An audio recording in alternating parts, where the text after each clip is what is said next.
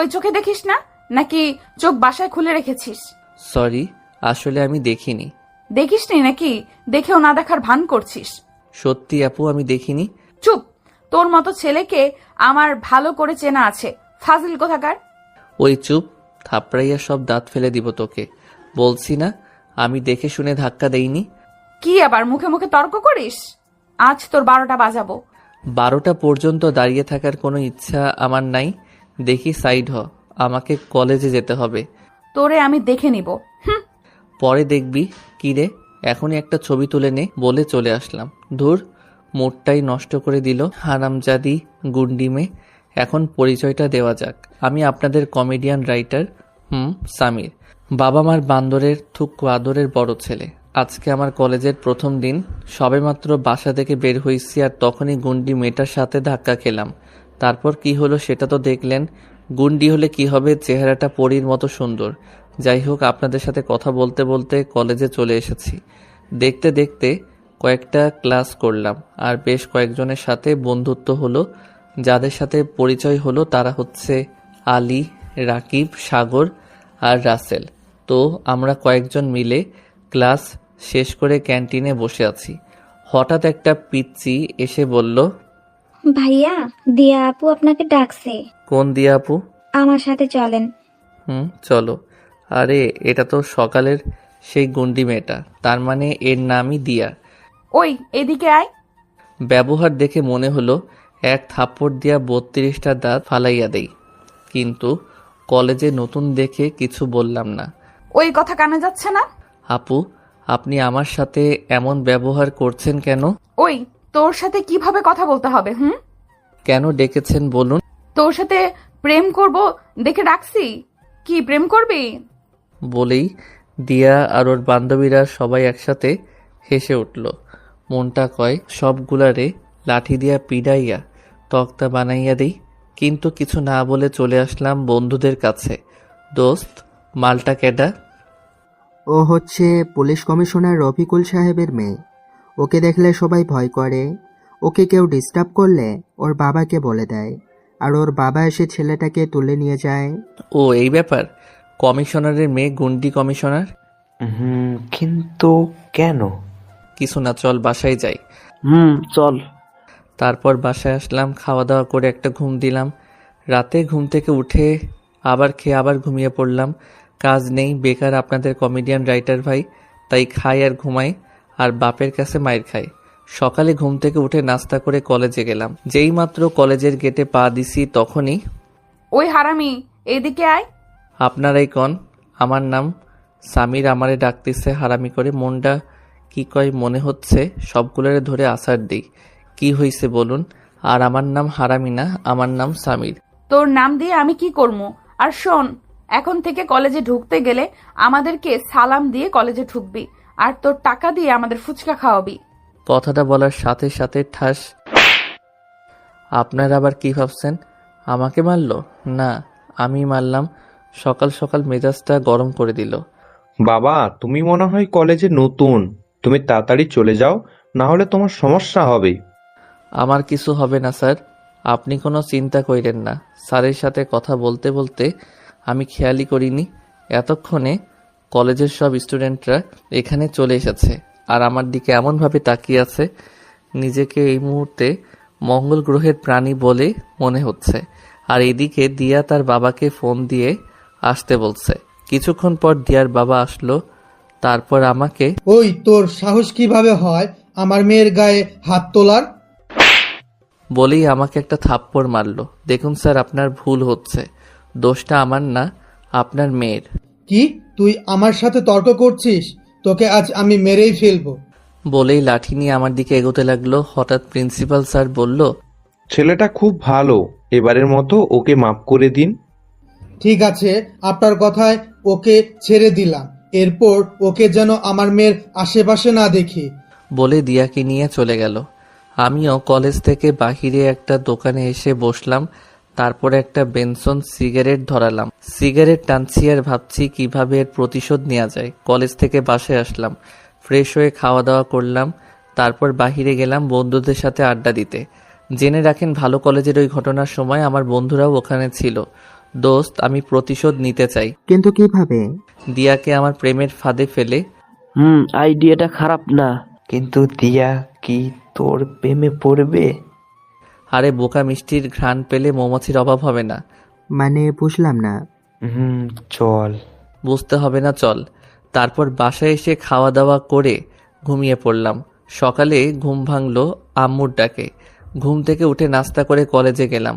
কলেজে গিয়ে দেখি দিয়া ও তার বান্ধবীরা মাঠের মধ্যে বসে আড্ডা দিচ্ছে। আমি যেতেই দিয়া বলে উঠল, এই ছেলে, এদিকে আসো। কি ব্যাপার? আজকে তুমি করে বলছে কেন? এতদিন তো তুই করে বলতো। জি বলুন।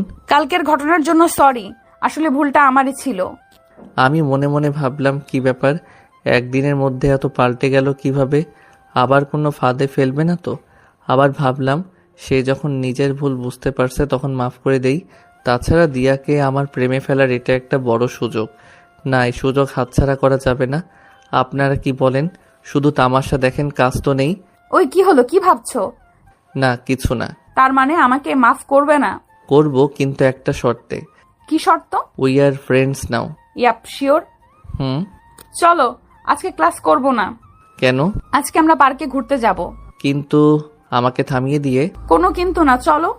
চলো। তারপর আমরা দুজন একসাথে পার্কে গেলাম। মেয়েটাকে যতই দেখছি ততই প্রেমে পড়তে ইচ্ছা হচ্ছে। গুন্ডির আড়ালে ও একটা মায়াবী চেহারা আছে, সেটা এখন দেখলাম। অপরূপ সৌন্দর্য, ক্রাশড, থুক্কু, ভুলে বলে ফেলেছি, বলবেন না কাউকে। আমার না ফুচকা খুব ফেভারিট, তো আমি খাবো। ও নো প্রবলেম, চল। শালি, আমার টাকা খাইতে এসেছিস? এমনি এতিম মানুষ, আপনারাই ভালো জানেন। দুজনে খুব এনজয় করলাম, একসাথে হাত ধরে হাঁটা, ফুচকা খাওয়া, আরও অনেক কিছু। একটা কিছুর মাঝে আমি ভুলেই গেছি আমার প্রতিশোধ নেওয়ার কথা। দেখতে দেখতে সন্ধ্যা হয়ে গেল। হঠাৎ খেয়াল করলাম কয়েকটা ছেলে কিছুক্ষণ ধরে আমাদেরকে ফলো করছে। কিন্তু তার চেয়েও বেশি অবাক হলাম যখন দিয়া আমাকে বলল, তুই কি ভেবেছিস তোর মতো একটা ছেলের সাথে বন্ধুত্ব করব আমি? তার মানে এই ছেলেগুলো তোমার ভাড়া করা গুন্ডা? যেদিন তুই আমাকে থাপ্পড় মেরেছিলি সেই দিনই আমি মনে মনে ঠিক করেছিলাম এটার প্রতিশোধ আমি নিবই, কিন্তু আমি ভাবতেও পারিনি আমার প্রতিশোধটা আমি এত তাড়াতাড়ি নিতে পারবো। দিয়ার সাথে কথা বলতে বলতে আমি যে মেসেজে আমার বন্ধুদেরকে আসতে বলছি সেটা দিয়া লক্ষ্য করেনি। আমি সোজাসাপটা বলে আমায় জোকার ভাবে, আমিও কম না। আপনারাও আবার ভাবেন না। দিয়ার গুন্ডারা যখন আমাকে মারতে আসলো ঠিক তখনই আমার বন্ধুরা এসে হাজির। তারপর আর কি, আপনারা তো জানেনই, জোকার থুকু নায়ক কখনো মার খায় না। আমার বেলায়ও তার উল্টাটা হয়নি। কিছু বুঝে ওঠার আগে আমার বন্ধুরা গুন্ডাগুলোকে মেরে তক্তা বানিয়ে দিছে। তারপর আমি দিয়াকে বললাম, দেখো দিয়া, তোমার বাবা আমাকে যখন থাপ্পড় মেরেছিল আমি ইচ্ছা করলে তখনই তার প্রতিশোধ নিতে পারতাম, কিন্তু আমি নেইনি। কেন জানো? কেন? কারণ প্রথম যেদিন তোমার সাথে আমার ধাক্কা লেগেছিল সেদিনই আমি তোমার প্রেমে পড়ে গেছি। আসলেই দিয়াকে আমি প্রথম দেখাতেই ভালোবেসে ফেলছি। তোর মতো ছেলের সাথে প্রেম করব আমি, এটা তুই ভাবলি কি করে? কেন? আমার সাথে প্রেম করতে তোমার প্রবলেমটা কোথায়? তোমার ভালোবাসা আমি বুঝি। যেই শুনছো আমাদের অনেক টাকা পয়সা আছে আর তখনই আমার সাথে প্রেম করার তোমার ইচ্ছে জাগলো, তাই না? দেখো, আমি তোমার টাকা পয়সা কিছুই চাই না, আমি শুধু তোমাকে চাই। ওকে, আমার প্রেমে পড়ার একটা কারণ বলো যার জন্য তুমি আমার প্রেমে পড়েছো। আচ্ছা, তোমার প্রেমে না পড়ার একটা কারণ বলো। আমি তোমাকে ভালোবাসি না, আর কোনো দিন বাসতেও পারবো না। তুমি আমাকে আজ হোক বা কাল হোক ভালোবাসবেই। তুই আমার সাথে চ্যালেঞ্জ করছিস? কমেডিয়ান জোকার কোথাকার। এই না বোঝা যা ভেবেছিলাম, চ্যালেঞ্জ না, আমার ভালোবাসার কনফিডেন্স থেকে বলছি। তুই থাক তোর ভালোবাসা নিয়ে, আমি গেলাম। প্লিজ আমার কথা শুনে যাও। আমার কথা না শুনেই দিয়া চলে গেল। রাগ করে বাসায় আসলাম। এসে খাওয়া দাওয়া করে ঘুমিয়ে পড়লাম। সকালে উঠে নাস্তা করে বন্ধুদের সাথে আড্ডা দিতে গেলাম। দোস্ত, একটা উপায় দে না, কিভাবে দিয়াকে প্রেমে ফেলানো যায়? প্রেমে ফেলার কথা কি বলছিস রে? তুই তো নিজেই দিয়ার প্রেমে পড়ে গেছিস। দোস্ত, তুই একটা কাজ কর, তুই একটা মেয়ের সাথে কয়েকদিন প্রেমের অভিনয় কর, আর এমন ভাবে অভিনয়টা করবি যাতে দিয়া তোকে দেখতে পায়। আইডিয়াটা খারাপ না। বাট মেয়ে পাবো কোথায়? কেন? প্রিয়াকে বল, তাহলেই তো হয়। প্রিয়া হলো আমার বন্ধু রাসেলের প্রেমিকা। তাও ঠিক। অনেক কথা হলো, এখন বাসায় চল। চল। তারপর বাসায় আসলাম, আর বাসায় আসতে দেখি মামা আর মামি আমাদের বাসায়। আমাকে দেখে মামা বলল, কেমন আছো বাবা? মামা আর আমি আমাকে অনেক ভালোবাসে, সেজন্য আমার নাম ধরে না ডেকে বাবা বলে ডাকে। জি মামা ভালো, আপনি ভালো আছেন? হ্যাঁ বাবা ভালো। তারপর সবাই একসাথে খেতে বসলাম। হঠাৎ মামা বলল, আগামী শুক্রবার বাবুর বিয়ে, তোমরা কিন্তু 2 দিন আগে থেকেই যাবে। বিশেষ করে জোকার ও ক্ষমা চাই মানে সামির, কারণ এই বিয়ের সকল দায়িত্ব আমি তোমার হাতে দিলাম। জি মামা আমি যাব। আর ভালো লাগে না জোকার কথাটা। আমি কি আসলেই জোকার? এভাবে দেখতে দেখতে কয়েকদিন কেটে গেল। আর এই কয়েকদিন আমি কলেজেও যাইনি। আর 2 দিন পর আমার মামাতো ভাইয়ের বিয়ে। ভাবলাম আজ কলেজে যাব, কারণ দিয়ার সাথেও দেখা করতে মন চাচ্ছে। বাসায় কাউকে কিছু না বলে সোজা কলেজে গেলাম, কিন্তু দিয়াকে দেখলাম না। দূর, মনটাই খারাপ করে দিল। হঠাৎ দেখলাম দিয়ার বান্ধবী দাঁড়িয়ে আছে। ভাবলাম তার কাছ থেকে খোঁজখবর নিয়ে দেখি দিয়া কোথায়। এই যে শুনছেন, দিয়ার বান্ধবী। জি ভাইয়া, আমাকে বলছেন? তোমাকেই বলছি। আসলে আমি দিয়ার সাথে একটু দেখা করতে চাই, কিন্তু ও আজ কলেজে আসেনি। আসলে ভাইয়া, দিয়া তো ওর চাচাতো বোনের বিয়েতে গেছে। ও ধন্যবাদ বলে চলে আসলাম। দূর, কিছুই ভালো লাগছে না।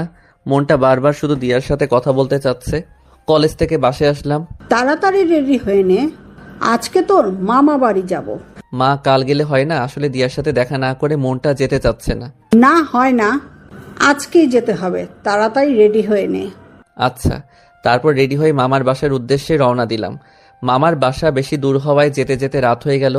বাসায় গিয়ে পৌঁছে রাতের খাবার খেয়ে ঘুমিয়ে পড়লাম। আর একটা কাজ করতে লাগলাম। সকালে ঘুম ভাঙলো পানির ডাকে। আপনারা আবার ভাবতেছেন পানির ডাক এটা আমার কি? তাহলে শুনুন। খুব আরামে ঘুমাচ্ছিলাম। হঠাৎ কোন হালায় যেন গায়ে পানি ঢেলে দিচ্ছে। ওই কোন হালার পুত্রে গায়ে পানি দিল। ঠাস! ও মাগো, মারে কে? মামাদের বাসায় তো আমাকে মারার মতো কেউ নেই। তার মানে ভূত নাকি আবার? আল্লাহ গো, বাঁচাও! ভূত! ভয় পাওয়ার কারণে মুখ দিয়ে কথা বের হচ্ছে না। হঠাৎ আমার মুখ চেপে ধরে। ওই, এত চিল্লাস কেন? আরে এটা তো ভূত না, পেতনি। থুকু পড়ি, বাঁচাও বাঁচাও! ওই আবার চিল্লাস? আরেকবার চিল্লালে তোর নাড়ি ভুড়ি সব টেনে বের করব। আল্লাহ গো, সকাল সকাল কোন বিপদে পড়লাম। ভালো করে চোখ মুছতে মুছতে যা দেখলাম, তাতে আমার বেহুশ হওয়ার মতো অবস্থা। আরে এটা তো দিয়া। না না, এটা হতে পারে না। এটা দিয়ার আত্মা হতে পারে। শালি মরলি মরলি, আমায়ও মারতে আইসোস, আবার চিল্লানি দিব। তখনই দিয়া বলল, ওই কুত্তা, তুই এখানে কেন? আরে এটা তো দিয়ার কথা, কারণ আত্মা তো কোনোদিন কলার ধরে না। ওই সেমরি, তুই এখানে কেন? এটা আমার বান্ধবীর বাসা, এখানে আমি আসবো না তো তুই আসবি? আরে দিয়ার বান্ধবী যে বলল দিয়ার চাচাতো বোনের বিয়ে, তার মানে ও আমাকে বোকা বানালো। ওরে ওই শালি, তোরে আমি পাইলে ধরে আছাড় মারবো, তখন ঠিক পরে মজা দেখাবো। তার মানে মিম ওর বান্ধবী। ও আপনাদের তো বলতে ভুলেই গেছি, আমার মামাতো বোনের নাম মিম। হঠাৎ মিম এসে বলল, কি ব্যাপার ভাইয়া, কি হয়েছে এখানে? মিমের মুখে ভাইয়া ডাক শুনে দিয়া মনে হয় আকাশ থেকে পড়ল। ভাইয়া মানে? এই হারামজাদাটা তোর ভাইয়া? ওই গুন্ডি মাইয়া আমাকে হারামজাদা বলবি না। 100 বার বলবো, তুই হারামজাদা, কুত্তা, শয়তান। তুই হারামজাদি, কুত্তি, পেতনি। তুই তুই তুই তোকে আমি মাইরা ফালামো। হি হি হি, আমি তোর ঘাড় মটকামো। আমাদের ঝগড়া দেখে মিম ইতিমধ্যে বেহুশ হওয়ার মতো অবস্থা। মিম নিজেও জানে না আমি আর দিয়া দুজন দুজনকে চিনি। দিয়া, তুই ভাইয়াকে চিনিস? চিনি মানে? অনেক ভালো করে চিনি। আগে যদি জানতাম ওই হারামজাদাটা তোর ফুফাতো ভাই, তাহলে আসতামই না। মিম, এই কুত্তিটা তোর বান্ধবী আমাকে আগে বলিসনি কেন? আগে যদি জানতাম এই কুত্তি এখানে আসবে, তাহলে আমিও এখানে আসতাম না।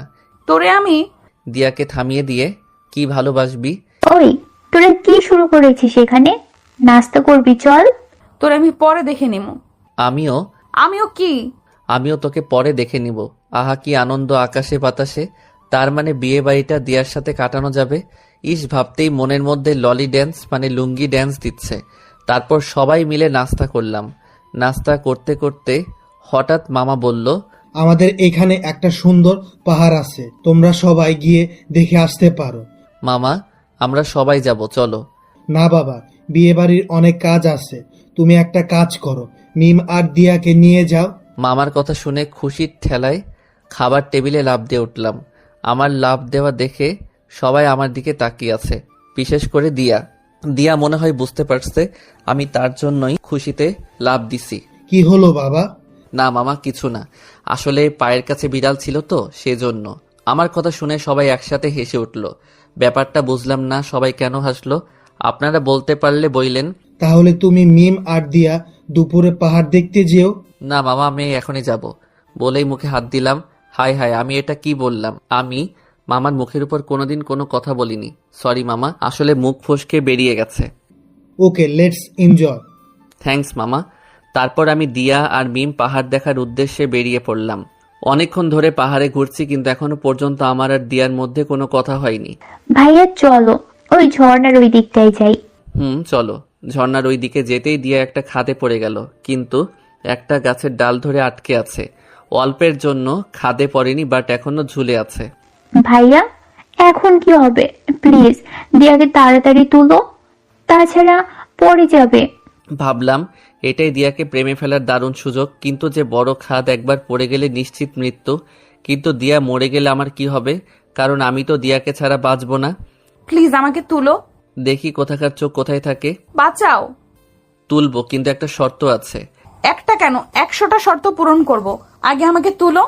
আমার 100টা শর্ত পূরণ করা লাগবে না। আমার একটাই শর্ত, আমাকে ভালোবাসতে হবে। কান্না করতে করতে ওকে, আমি ভেবে দেখব। প্লিজ তুলো। ভাবলাম মেয়েটা কষ্ট পাচ্ছে, অতএব তুলি, তারপর কি হবে ওটা পরে দেখা যাবে। অনেকক্ষণ চেষ্টার পরে দিয়াকে উপরে তুললাম। এমনি গায়ে জোর নাই, উপরে তোলার সাথে সাথে দিয়া আমাকে জড়িয়ে ধরলো। আহা, কি মিষ্টি ঘ্রাণ আসছে দিয়ার শরীর থেকে, একেবারে বগুড়ার দইয়ের মতো। তারপর দিয়া নিজেকে আমার কাছ থেকে ছাড়িয়ে নিল।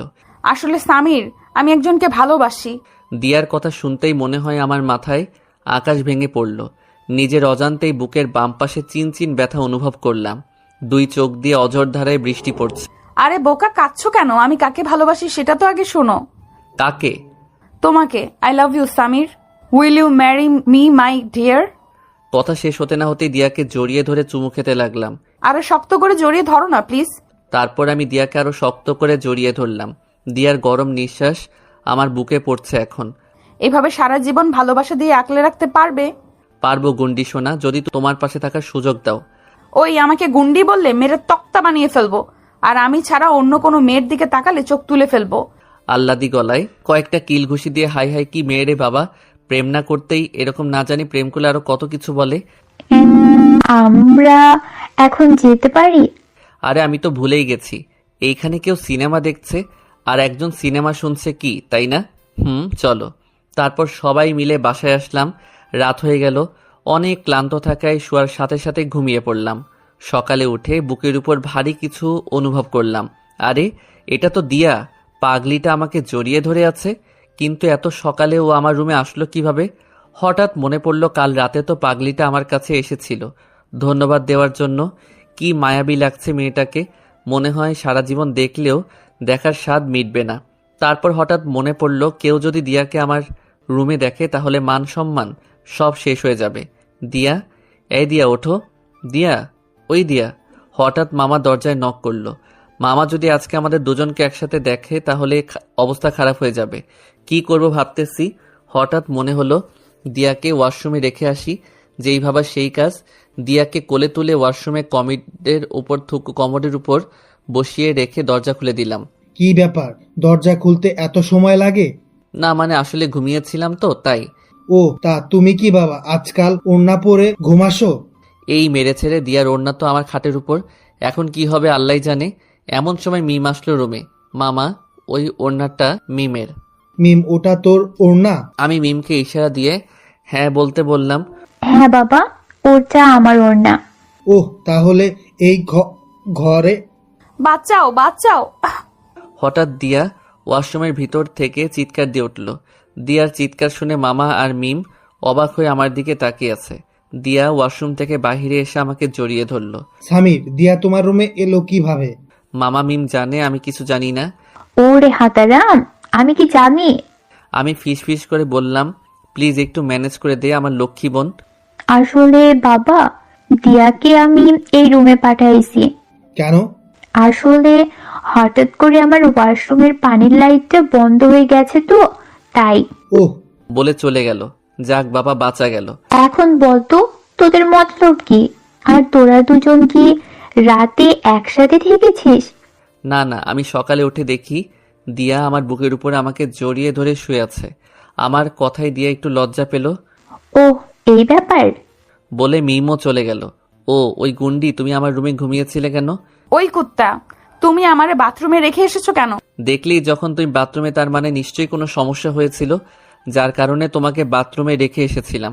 কিন্তু তুমি চিল্লালে কেন? বাথরুমে তেলাপোকা ছিল, তাই ভয় পেয়ে গেছিলাম। যে গুন্ডি মেয়ে আবার তেলাপোকা দেখে ভয় পায়? ফিসফিস করে কথাটা বললাম। ওই কি বললে? ওই যে তোমার পেছনে তেলাপোকা। মজা করে বললাম। বলার সাথে সাথে দিয়া ঠাস করে মারে নাই আমাকে জড়িয়ে ধরলো।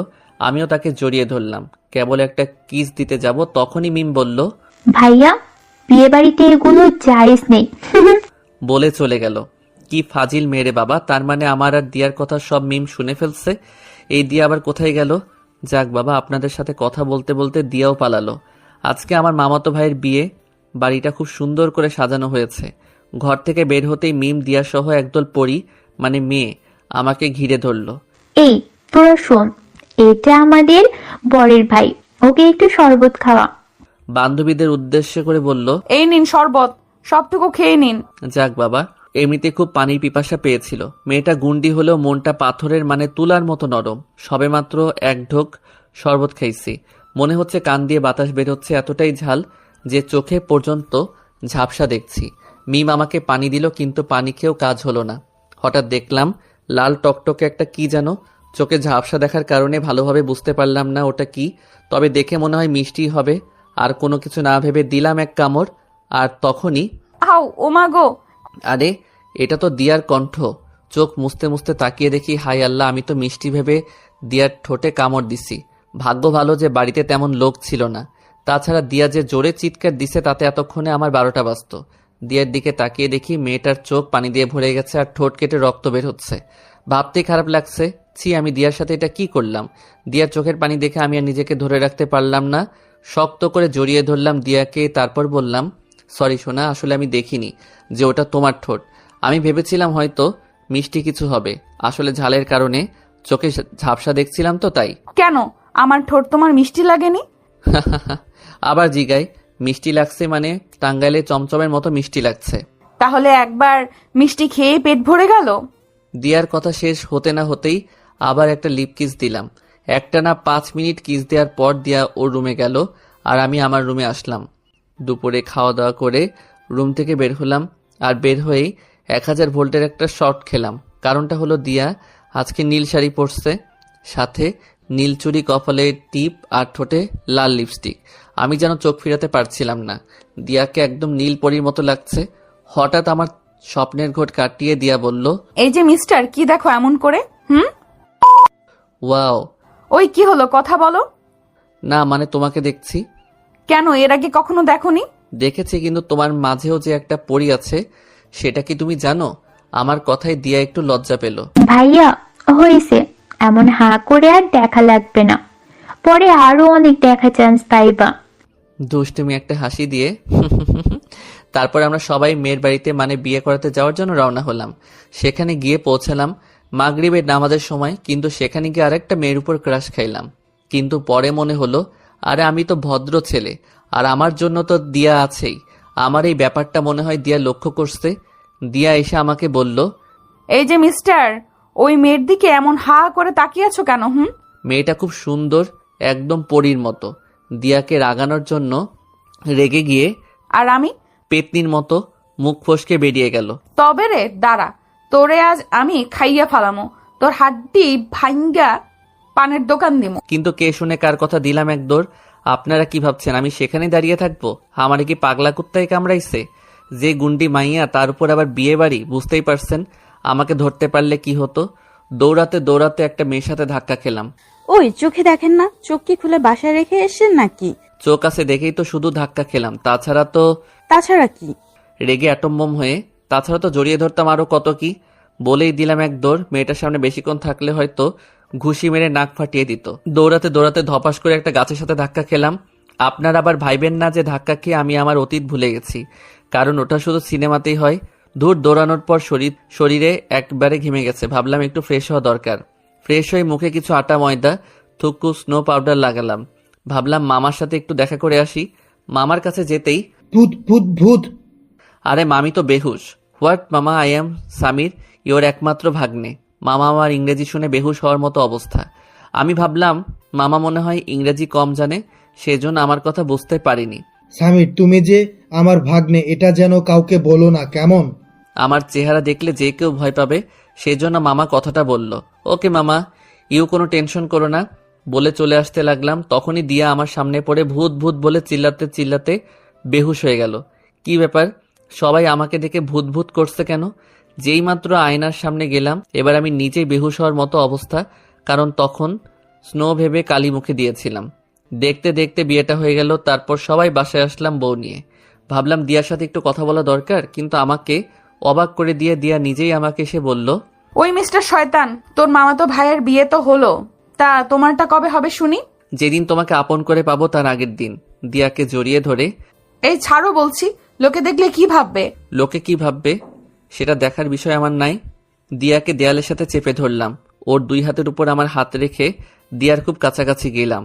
দিয়ার গরম নিঃশ্বাস আর আমার নিঃশ্বাস এখন এক হয়ে গেছে। লজ্জায় দিয়ার চেহারা পাক টমেটো মতো হয়ে গেছে। যেই মাত্র আমাদের দুইজনের ঠোঁট এক করব, তখনই কি ব্যাপার, বাসর কি আজকে 2 জায়গায় হবে নাকি? মিমের কথায় দিয়া একটু লজ্জা পেল। না মানে আসলে আর বলতে হবে না, আমি বুঝে গেছি।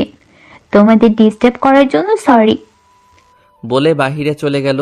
আর আপনাদের তো বলতে ভুলেই গেছি, মিমও আমাকে মনে মনে ভালোবাসে, কিন্তু কোনোদিন মুখে বলেনি। সেজন্য আমার আর দিয়ার রোম্যান্স করার সময় এসে ডিস্টার্ব করে। এখন গল্পে আসা যাক। মিম যা বলো তা কি আজ হবে? মানে বিয়ের আগেই বাসর করার কথা। আমি জানি না। দিয়া মুখে যতই বলুক আমি জানি না, কিন্তু আমি উত্তর পেয়ে গেছি। তখন আমি দিয়াকে কোলে তুলে নিয়ে বিছানায় শোয়ালাম। তারপর আস্তে আস্তে তার পুরো শরীরে কিস করতে লাগলাম। বাবু, আজ এই পর্যন্তই থাক, বাকিটা না হয় আরেকদিন হবে। সুযোগ একবারে আসে, বারবার না। তারপর আমরা দুইজন ভালোবাসার গভীর সমুদ্রে ডুবে গেলাম। মাঝরাতে হঠাৎ কারো কান্নার আওয়াজে আমার ঘুম ভেঙে গেল। বিছানা থেকে উঠে দেখি মিম কান্না করতেছে। মিম, কি হয়েছে তোমার, কাঁদছো কেন? আমি কাঁদলে তোমার কি? আমি আবার কি করলাম? কি হয়েছে খুলে বলো। আমি তোমাকে ভালোবাসি স্বামীর, তুমি কেন বোঝো না আমার মনের কথা? দেখো মিম, তুমি ভালো করেই জানো আমি দিয়াকে ভালোবাসি, আর দিয়াও আমাকে ভালোবাসে। আমি এত কিছু জানি না, আমি তোমাকে ভালোবাসি। তুমি যেটা চাও সেটা কোনো দিনও হবে না, কারণ আমি দিয়াকে ছাড়া বাঁচবো না। আরেকবার টিয়ার কথা বললে তোকে আমি খুন করে ফেলবো। আমাকে জড়িয়ে ধরে আমাদের কথা শুনে দিয়া যে ঘুম থেকে উঠে গেছে সেদিকে আমি লক্ষ্য করিনি। প্লিজ তুমি শান্ত হও। বাবা, খুব ভালো লাগছে তোমাদের এই ভালোবাসা দেখে। দিয়া, তুমি কখন ওঠো? আমাকে থামিয়ে দিয়ে। আমাকে যদি ভালো নাই বাসো তাহলে কেন আমার জীবনটা নষ্ট করলে? দিয়া, তুমি আমাকে ভুল বুঝছো। আবার আমাকে থামিয়ে দিয়ে। আমি কিছু বুঝতে চাই না, আমি শুধু জানতে চাই কেন তুমি আমার জীবনটা নষ্ট করলে। দিয়া, তুই আমাদেরকে ভুল বুঝছিস। আমি নিজের চোখে যা দেখলাম তা কি ভুল? নিজের চোখকে অবিশ্বাস করতে পারি না। আসলে মিম যে আমাকে জড়িয়ে ধরেছিল সেটা মনে হয় দিয়া দেখছে, আর সে কারণে আমাকে ভুল বুঝছে। আমাদের কথা বলতে বলতে যে সকাল হয়ে গেছে সেদিকে আমার আর কোনো খেয়ালই নেই। দিয়া, তুমি আমার কথাটা বোঝার চেষ্টা করো। আমি কোনো কিছুই বুঝতে চাই না, আমি এক্ষুনি আমাদের বাসায় চলে গেলাম, তোমরা ভালো থেকো। বলে কাঁদতে কাঁদতে চলে গেল। দূর, মনটাই খারাপ হয়ে গেল। দিয়া নেই, আমি থেকে কি করব? আমিও আম্মু আর মামাকে বলে বাসায় চলে আসলাম। বাসায় এসে সোজা আমার বন্ধুদের কাছে গেলাম। তারপর সবকিছু খুলে বললাম তাদেরকে। দোস্ত, নে সিগারেটটা খেয়ে মাথা ঠান্ডা কর। একটা সিগারেট আমার হাতে দিয়ে আমি এখন কি করব দোস্ত? দিয়া তো আমাকে ভুল বুঝে চলে গেল। সিগারেট টানতে টানতে, তুই দিয়াকে পুরো ব্যাপারটা বুঝিয়ে বল। বোঝানোর অনেক চেষ্টা করছি, কিন্তু কোনো লাভ হয়নি। তুই কিছুদিন কলেজে যাস না, আর দিয়ার সাথেও কথা বলিস না, দেখবি ও তোকে খুঁজবেই। Good idea. বন্ধুদের কাছ থেকে বিদায় নিয়ে বাসায় আসলাম। তারপর খাওয়া দাওয়া করে ঘুম আসলাম। সকালে উঠে আগে মোবাইল চেক করলাম দিয়ার কোনো মেসেজ বা কল আছে নাকি, কিন্তু দুঃখের বিষয় দিয়া মেসেজ বা কল কোনোটাই দেয়নি। দূর, কিছু ভালো লাগছে না। আর হঠাৎ করে ফোনটাও নষ্ট হয়ে গেছে। এইভাবে 3 দিন কেটে গেল। না, আর ভালো লাগছে না। আজকে দিয়ার সাথে দেখা করতেই হবে। সকাল সকাল কলেজে গেলাম। কলেজের গেটে পা রাখবো এমন সময় কে যেন শার্টের কলার ধরে। ঠাস! আর এটা তো দিয়া। 3 দিনে কি রকম হয়ে গেছে মেয়েটা। চোখের নিচে কালো দাগ পড়ে গেছে আর অনেক শুকিয়ে গেছে। আমার শার্টের কলার ধরে কাঁদতে কাঁদতে, আমাকে কাঁদিয়ে খুব সুখ পাস তাই না? এতদিন কই ছিলি বল? তুমি হয়তো জানো না, তোমার চেয়ে কষ্ট আমি বেশি পেয়েছি। আসলে আমিও আগের চেয়ে অনেক শুকিয়ে গেছি, আর আমারও চোখের নিচে কালো দাগ হয়ে গেছে। একদম ঢং করবি না। যদি ভালোবাসতে নাই পারবি তাহলে কেন ভালোবাসা শিখাইছিলি? আমি এবার নিজেকে কন্ট্রোল করতে না পেরে দিয়াকে জড়িয়ে ধরলাম আর বললাম, তোকে খুব ভালোবাসি পাগলি, তোকে ছাড়া আমিও বাঁচবো না। আমিও তোকে খুব ভালোবাসি, তোকে ছাড়া আমিও বাঁচবো না। তারপর দুজন দুজনকে জড়িয়ে ধরে কাঁদতে লাগলাম আর পুরো কলেজের শিক্ষার্থীরা আমাদের হাততালি দিয়ে স্বাগত জানালো। এভাবে চলতে থাকলো আমাদের ভালোবাসা। কিছুদিন পর হঠাৎ দিয়া ফোন করে বলল, হ্যাঁ বাবু, একটা সর্বনাশ হয়েছে। কেন, কি হয়েছে বাবু? আজকে আমাকে পাত্রপক্ষ দেখতে আসবে। আরে পাগলি, দেখতে আসলেই তো আর বিয়ে হয় না? কাঁদতে কাঁদতে। আমি কিন্তু তোমাকে ছাড়া বাঁচবো না। যদি বাবা আমার বিয়ে ঠিক করে তাহলে কিন্তু আমি আত্মহত্যা করব। ওই পাগলি, তুই মরলে আমার কি হবে? তুমি প্লিজ কিছু একটা করো, তাছাড়া বাবা আমার বিয়ে দিয়ে দিবে। বাবু, একটু অপেক্ষা করো, আমি কিছুদিনের মধ্যে তোমার বাবার সাথে কথা বলবো। সত্যি তুমি আমার বাবার সাথে কথা বলবা? খুশিতে গদগদ হয়ে বাবু সত্যি। মুয়া। উম্মা। এখন ভাবতেছি কিভাবে আমি দিয়ার বাবার সাথে কথা বলবো। হঠাৎ মাথার মধ্যে একটা আইডিয়া আসলো, আমার বন্ধুর কাছ থেকে কিছু শিখিয়ে নেওয়া দরকার। বন্ধুর কাছে ফোন দিলাম। দোস্ত, কেমন আছিস? ভালো, তুই? ভালো না রে দোস্ত। কেন, আবার কি হয়েছে? দোস্ত, দিয়ার বাবার সাথে কথা বলবো, কিভাবে বলবো, কি বলবো একটু শিখিয়ে দে না প্লিজ। কি, তুই দিয়া বাবা মানে কমিশনার সাহেবের সাথে কথা বলবি? প্লিজ দোস্ত, কিছু শিখিয়ে দে। আপনি যাকে কল করেছেন তিনি এখন কাউকে কোনো কিছু শিখিয়ে দেওয়া থেকে বিরত আছে। অনুগ্রহ করে ফোনটা কেটে দিন। টুট টুট টুট। তোর শালা কমিশনারের নাম শুনে ভয় পাইছে মনে হয়। যা করার নিজেকেই করতে হবে। আবার ভাবছি বাংলা সিনেমার মতো যদি টাকা অফার করে তাহলে টাকাও নিমো আর দিয়াকেও নিমো। হঠাৎ দিয়া ফোন করলো, আমার বাবুটা এখন কি করে? তোমার বাবুটা এখন তোমার কথা চিন্তা করে। চিন্তা করতে হবে না বাবু, আমার বিয়ে ঠিক হয়নি। বাবাকে বলে দিয়েছি ছেলে আমার পছন্দ হয়নি। দিয়ার কথা শুনে মনে হলো খুশির ঠেলায় চোখে মুখে এলইডি বাল্ব জ্বলে উঠল। কিন্তু বাবু, একটা সমস্যা আছে। আরে কি সমস্যা আমাকে বলো, আমি সব ঠিক করে দিব। খুশির ঠেলায়। বাবু, আমি বাবাকে বলেছি যে তুমি আজকেই বাবার সাথে দেখা করে কথা বলবা। দিয়ার কথা শুনে আমার সদ্য জ্বলে থাকা এলইডি বাল্বটা ফুটটুস করে ফিউজ হয়ে গেল। আজকে দেখা করতে হবে। তুমি ভয় পাচ্ছ কেন বাবু? আমি আছি তো। বলে ফোনটা কেটে গেল। আর এদিকে ভয়ে আমার কলিজা শুকিয়ে গেছে। পুলিশ কমিশনারের সাথে আজকে কথা বলবো, তাও আবার তার মেয়ের ব্যাপারে। ভাবতেই মনটা কেঁপে উঠছে। পরে ভাবলাম যা হয় হবে, আজকে কথা বলবোই। দুপুরে খাওয়া দাওয়া করে দিয়ার বাসার উদ্দেশ্যে রওনা দিলাম। দেখতে দেখতে দিয়ার বাসায় চলে আসলাম। বাড়িটা দেখি আমার মাথা ঘুরে গেল। এত সুন্দর বাড়ি আমি কখনো দেখিনি। অনেকক্ষণ বসে থাকার পর দিয়ার বাবা আসলো, আর সাথে দিয়াও আছে। আসসালামু আলাইকুম আঙ্কেল। ওয়ালাইকুম আসসালাম। কেমন আছেন? ভালো। তা বাবা, তুমি নাকি আমার মেয়েকে পছন্দ করো? জি আঙ্কেল। তোমার বাবা কি করে? জি, সরকারি কর্মজীবী চালায়। তার মানে তুমি গরিব? ভিলেন মার্কে একটা হাসি দিয়ে দিয়ার বাবার কথা শুনে বাংলা সিনেমার কথা মনে হয়ে গেল। আমিও নায়ক মার্কে একটা হাসি দিয়ে বললাম, চৌধুরী সাহেব, থুক্কু কমিশনার সাহেব, আমি গরিব হতে পারি কিন্তু আমার মনটা অনেক বড়। আরে, মন বড় দিয়ে কি হবে? বড় হতে হবে ধন। দিয়ার বাবার কথা শুনে আমি যেন আকাশ থেকে পড়লাম। হালার কয় কি? দিয়া তো লজ্জায় দৌড় দিচ্ছে আর আমি হা করে 5 মিনিট ধরে তাকিয়ে আছি। এই 5 মিনিটে কত লক্ষ লক্ষ মশা মাছি যে আমার পেটে আগমন করছে আমি নিজেও জানি না। দিয়ার বাবা ব্যাপারটা মনে হয় লক্ষ্য করছে। তারপর বলল, আরে বোকা, আমি বলছি ধন সম্পদের কথা। তুমি কি আমাদের ধন সম্পত্তি দেখে আমার মেয়েকে ভালোবাসো? কমিশনার সাহেব, আমি গরিব হতে পারি কিন্তু লোভী না বলেই পেছনে হাঁটা শুরু করলাম। কিন্তু একটা ব্যাপার মাথার মধ্যে ঘুরপাক খাচ্ছে। সিনেমার মধ্যে দেখছিলাম নায়িকার বাবা নায়ককে টাকা দিয়ে অফার করে, কিন্তু এই হালার পুত করলো না কেন? আর এতক্ষণে তো আমাকে ডাকার কথা। এসব ভাবছি, হঠাৎ দিয়ার বাবা ডাক দিল। যাক বাবা, যেহেতু ডাক দিছে তাহলে নিশ্চয়ই এবার টাকার অফার করবে। খুশি মন নিয়ে দিয়ার বাবার দিকে যাচ্ছি আর ভাবছি কত টাকা দিতে পারে। তোমার ভালোবাসার কাছে আমি হার মেনে গেলাম বাবা। হাই হাই, হালার কয় কি? তাহলে কি আমাকে টাকা দেওয়ার জন্য ডাকিনি? মনে মনে কমিশনারের 14 গোষ্ঠীকে উদ্ধার করলাম। কমিশনার সাহেব, আমার ভালোবাসা পিওর সোয়াবিন তেলের মতো বিশুদ্ধ। আপনি আবার ভাইবেন না যে আমি পাম অয়েলের কথা বলছি। তারপর দিয়ার বাবা দিয়াকে ডাক দিল, আর দিয়া আসার পর আমার হাত আর দিয়ার হাত এক করে দিল। খুশির ঠেলায় দিয়ার বাবার সামনেই দিয়াকে জড়িয়ে ধরলাম। কিন্তু খুব আফসোস হচ্ছে, কারণ আমি ভেবেছিলাম দিয়ার বাবা আমাকে টাকা দিয়ে বলবে আমার মেয়েকে ভুলে যাও, আর আমি টাকাও নিব আর তার মেয়েকেও ভালোবাসবো। কিন্তু এখন শুধু মেয়েকেই পেলাম, টাকা আর পেলাম না। দিয়ার সাথে কথা বলে বাসায় আসলাম। আর বাসায় আসতেই শুনি মিম নাকি আত্মহত্যার চেষ্টা করছে, এখন হাসপাতালে আছে। কোনো কিছু না ভেবেই দিলাম দৌড় হাসপাতালের উদ্দেশ্যে। হাসপাতালে গিয়ে দেখি মিমকে অপারেশন থিয়েটারে রাখা হয়ে। আমি কাছাকাছি যেতেই মামা বলল, তুমি আসছো বাবা, মিম অজ্ঞান ফিরে শুধু তোমাকে দেখতে চাচ্ছে। মামা আমি এসে গেছি, আর কোনো ভয় নেই, মিমের কিছু হবে না। তাই যেন হয় বাবা। অনেকক্ষণ বসে থাকার পর ডাক্তার অপারেশন থিয়েটার থেকে বের হলো। ডাক্তার সাহেব, মিমের কি অবস্থা এখন? চিন্তার কোনো কারণ নেই, রোগীর অবস্থা এখন স্বাভাবিক আছে।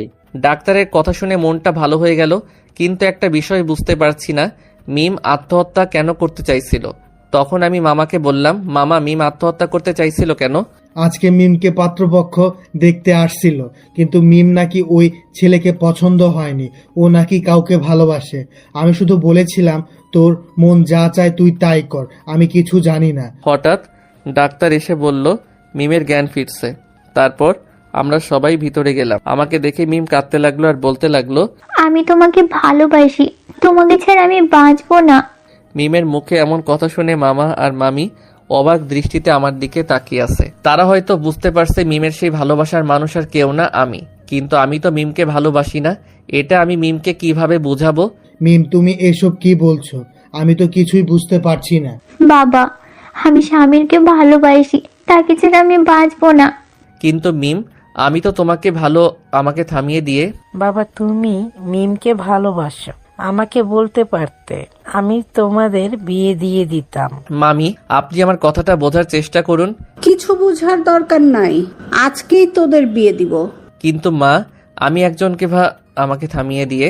আমি কিছু বুঝতে চাই না, আমরা বিয়ের ব্যবস্থা করতে গেলাম, তুই আর মিম এখানেই থাক বলে চলে গেল। এখন শুধু আমি আর মিম। ভাবছি দিয়া যদি এই ব্যাপার জানে তাহলে আমাকে তো মারবেই, সাথে মিমকেও। হঠাৎ দেখি দিয়া আসছে। এই সেরে ছেড়ে কোন হালারপুর দিয়াকে যেন কি বলছে। দিয়ার চোখ মুখ দেখে বোঝা যাচ্ছে আজ আর আমার কোনো বাঁচার পথ নেই।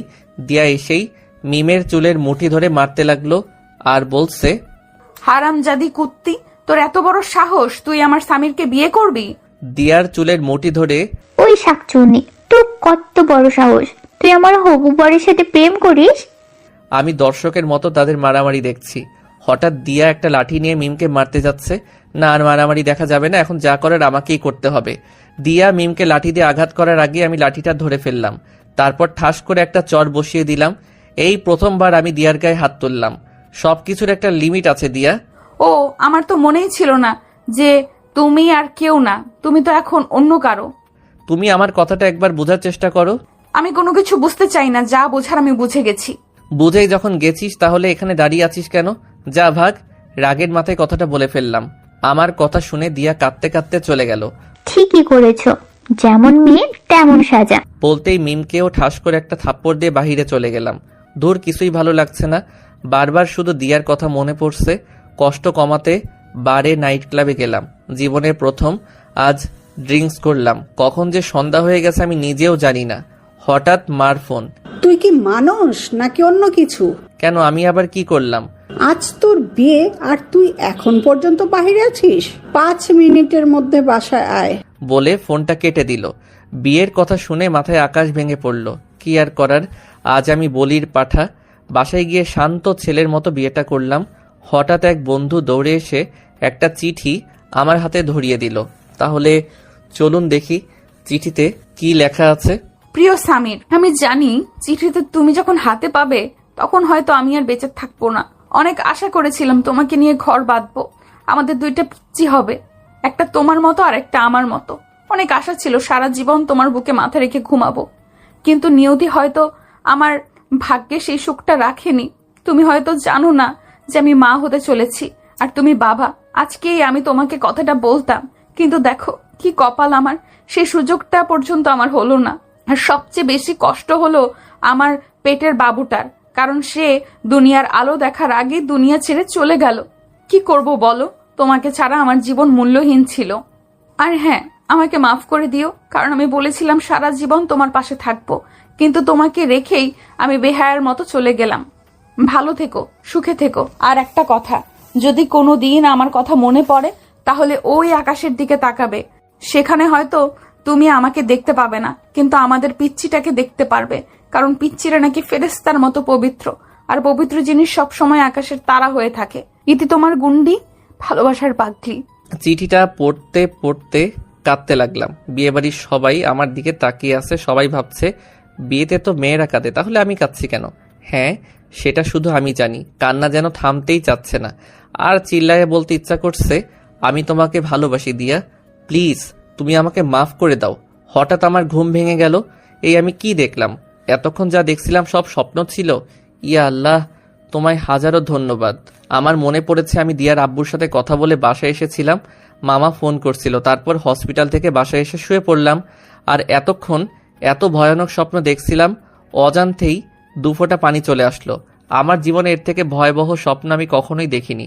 পৃথিবীতে সবচেয়ে বড় কষ্টের জিনিস নিজের আপন কিছু হারানো, যে আমি স্বপ্নে দেখলাম। এরপর দিয়ার ফোন আসলো। হ্যালো জান, আব্বু বলছে কয়েকদিনের ভেতরে আমাদের বিয়ে যদি হয়ে যায়। আমার চোখ দিয়ে পানি পড়ছে, কারণ আমি এখনো আমার প্রিয় জিনিসটি হারাইনি। কথা বলো, কি হয়েছে সামির? কিছু না। আর হ্যাঁ, আমি আজই বলবো তোমার কথা আব্বু আম্মুকে, কেমন? ওকে মাই লাভ, বাই বাই। আমি দিয়াকে বুঝতে দেইনি আমার চোখের পানি, আমার কষ্টটা। রাত হয়ে গেল, সবাই হসপিটাল থেকে আসলো। আব্বু একটা কথা বলবো? হ্যাঁ বল। আমার পছন্দের একজন আছে যাকে আমি বিয়ে করব। কি বলছিস? এত ভালো খবর? ও তো মেয়েটা কে বাবা? কমিশনারের মেয়ে। কি বলছিস? তার বাবা কি রাজি? হ্যাঁ রাজি। তো দেই কিসের, তাদের সাথে কথা হয়ে যাক। আমি তো দারুণ খুশি, মন চাচ্ছে মুলি ড্যান্স দেই, থুকু লুঙ্গি ড্যান্স দেই। এইভাবেই সব আয়োজন হলো। আব্বু আম্মু তাদের সাথে কথা বললো, আর বিয়ের দিনটাও পাকা হয়ে গেল। আস্তে আস্তে বিয়েটা হয়ে গেল। সবাই এই জন্য বলেন আলহামদুলিল্লাহ। আরে আমার সাথে বলতে কে বলেছিল? আজ আমার বাসর রাত, ছাদে বসে আড্ডা দিচ্ছি, আর মনে মনে বলছি ভালো হলো ওই স্বপ্নটা স্বপ্ন রয়ে গেল, সত্যি হলো না। তাহলে আজ দিয়া থাকতো না, নাকি থাকতাম আমি, আর না থাকতো এই যে এখন যে পড়ছি। তখন আমি বললাম, ওই শোন। কি? যাচ্ছি। কেন? দাঁড়া, যাচ্ছিস কোথায়? আরে দিয়া অপেক্ষা করছে। দূর, বাদ দে, এত তাড়াহুড়া কিসের? ভাবি তো আর চলে যাবে না? শালা ছাড় আমায়। তখন আম্মুর আগমন। কি রে, এখনো বসে আছিস? হ্যাঁ আম্মু, যাচ্ছি। আরে আন্টি, তাকে কখন থেকে বলছি যা করে যা। ভাবি অপেক্ষা করছে, তবুও যায় না। ইয়ালা ঠাডা পড়ে মিথ্যা কথা। তারপর রুমে থাকলাম, মানে ঢুকলাম, দেখি দিয়া বসে আছে। গুন্ডি বউ আমার। সামনে গেলাম, পাও ধরে সালাম করলো। হয়েছে, আর সালাম করতে হবে না। জানি টাকার জন্য সালাম করছো, আমার জন্য না। যদি আমি বলি আমায় টাকার জন্য বিয়ে করেছিস, আমার ভালোবাসার জন্য না, খাইছে। এই তো বাপেরও বাপ থুকু, মানে মা। সরি। আমার গুন্ডি বউটা পিছন থেকে জড়িয়ে ধরে। হয়েছে অভিমান কণ্ঠে, সরি বেবি। এই তোমার নাক কান ধরে বলছি, আর কখনো বলবো না এইসব। তার কান ধরে। সত্যি? এখন চলো, একটা কাজ আছে। এখন কি কাজ? চলো আগে অজু করে নাও। তাকে নিয়ে অজু করলাম নামাজ পড়ার জন্য। জানো, আমার একটা স্বপ্ন সত্যি হলো, আর একটা মিথ্যে। এই দুইটার জন্য আমরা 2 রাকাত নামাজ পড়বো। কেন দুটো? পরে বলবো। তারপর দুজনে নামাজ পড়লাম। এখন আর একটা কাজ বাকি আছে। আবার কি কাজ? ওই যে ইন্তের মিসিয়ন। মানে? পেরেছে, আপনারা আবার বুঝছেন না। তারপর ওকে কোলে তুলে নিলাম। দাঁড়াও, আমার একটা স্বপ্ন আছে। কি? ছাদে চলো। তারপর দুজনে ছাদে গেলাম, অনেক রোমান্টিক কথা বললাম। আপনাদের বলা যাবে না, এত শোনার কি আছে, পার্সোনাল কথাও শুনতে হয়। নামার সময়ে দিয়া পা পিছলে পড়ে গেল। দেখে হাঁটতে পারো না? সরি, আমায় কোলে নাও। তারপর ওকে কোলে নিলাম, নিচে আসলাম। রুমে ঢুকতেই ও আমার কোল থেকে নেমে দৌড় দিল। আমি তো অবাক, তার মানে সে অভিনয় করছিল। আমি জোরে দৌড়ে ওকে ধরলাম। মজা করা না? ছাড়ো আমায়। না, কোনো ছাড়াছাড়ি নেই আজ। ওকে কোলে নিয়ে বিছানায় আসলাম, পরে শুইয়ে দিলাম। ওর উপরে আমি উঠলাম। ওর এত কাছাকাছি চলে এসেছি যে ওর নিঃশ্বাস আমার মুখে পড়ছে। ওর চোখে চোখ রেখে ওর ঠোঁটে ঠোঁট মিলে দিলাম। পরে ওর ঘাড়ে একটা কিস করলাম। সে কেঁপে উঠলো, সাথে সাথে হারিয়ে গেলাম।